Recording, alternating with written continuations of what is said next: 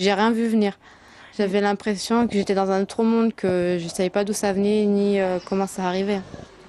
C'est ici, place des Pavillons à Gerland, que l'agression a donc eu lieu. La scène s'est déroulée samedi dernier, en marge de la Gay Pride. De jeunes hommes interpellent Clara et ses 3 amis qui rentrent chez elle.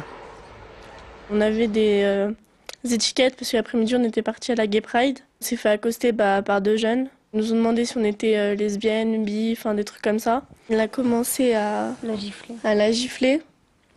Elle s'est mise au milieu. Je me suis interposée entre eux et du coup j'ai reçu une gifle. Une agression qui aurait pu connaître une issue dramatique sans l'intervention d'un passant, un homme d'une trentaine d'années qui lui aussi se fera passer à tabac par près d'une dizaine de jeunes au total. Résultat des côtes fêlées et un traumatisme crânien.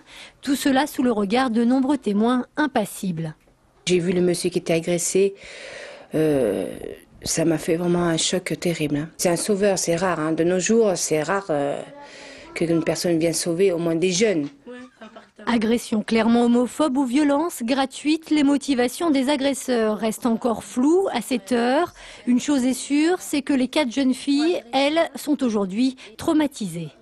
Il y avait plein de monde autour, ils nous regardaient.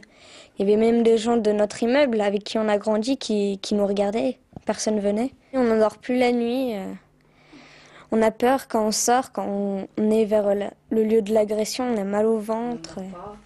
Ce soir, l'agresseur principal aurait été formellement identifié par les 4 jeunes filles, mais il n'y aurait pas encore eu d'interpellation.